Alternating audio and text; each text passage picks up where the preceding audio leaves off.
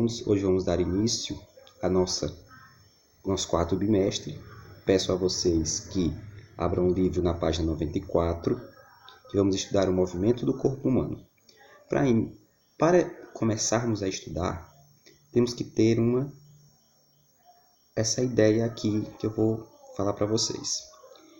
A capacidade de andar usando as pernas traseiras é rara no mundo animal. Essa capacidade é chamada de bipedalismo. Os seres humanos são bípedes, assim como as aves. Mas diferente das aves, nos humanos, essa capacidade foi selecionada para se tornar o único meio de locomoção. Um dos responsáveis para a locomoção humana é o esqueleto. Que tipo de locomoções são essas? Andar sobre duas pernas e ter a capacidade de ficar em pé sobre os dois pés são movimentos possibilitados pelo modo como o esqueleto, os músculos e as articulações estão organizadas no corpo humano. O conjunto de ossos do corpo é chamado de esqueleto. Então, professor, o que é o esqueleto? É nada mais do que o conjunto de ossos do corpo. O esqueleto é dividido em ossos do crânio, ossos da face, ossos do externo, costelas, ossos do pé, o húmero, a coluna vertebral e os ossos da mão, e também o fêmur. Nós já estudamos as partes dos esqueletos, agora vamos para as funções do esqueleto. O esqueleto tem diversas funções, entre elas a sustentação do corpo. O que é essa sustentação? Manter ele em pé, sentado ou até mesmo deitado, porque se o esqueleto não tiver sustentação, ele não fica estabilizado.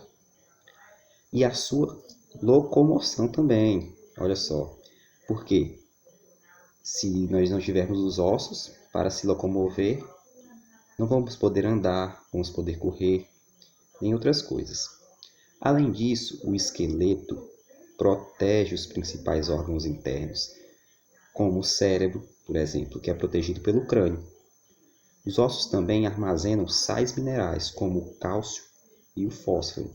Ou seja, as funções do esqueleto são sustentação do corpo e sua locomoção, proteção dos órgãos internos e armazenar sais minerais. Vocês têm que ter isso em mente. Beleza. As fraturas. Os ossos, apesar de serem bastante resistentes, eles podem se romper. Isso pode acontecer, por exemplo, por causa de uma queda ou pancadas. Nesses casos, dizemos que houve uma fratura.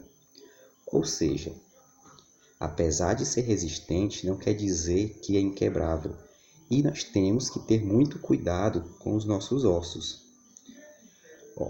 Os ossos eles também têm vários formatos. Os ossos do esqueleto humano não são todos iguais. Eles têm tamanhos e formatos diferentes. Podem ser longos, como o fêmur, ou curtos, como os ossos do punho. Também planos, como o externo. Há ainda os ossos que não se encaixam nessas categorias. São os ossos irregulares, como as vértebras. Essa questão aqui dos formatos dos ossos, nós não vamos adentrar muito, porque é um assunto mais complicado. E vamos ver isso só mais na frente. E por último, o cuidado com os nossos ossos. Primeiro, temos que ingerir alimentos ricos em cálcio, como leite, queijo, frutas e verduras, que eles contêm sais minerais que fortalecem os nossos ossos. Segundo, temos que nos expor ao sol, para que o corpo produza vitamina D. A vitamina D, ela nos ajuda a fortalecer os nossos ossos também. Professor, praticar atividades físicas para fortalecer os ossos também é uma forma de fortalecimento. E, por último, e não menos importante, ao fazer os exercícios com risco de queda, como andar de bicicleta, correr, entre outras coisas, sempre usar aparelhos para se proteger de fraturas. Porque, como eu falei mais cedo, você pode levar uma pancada e terminar quebrando algum osso, certo? Então vamos ficando por aqui com a nossa aula e bons estudos.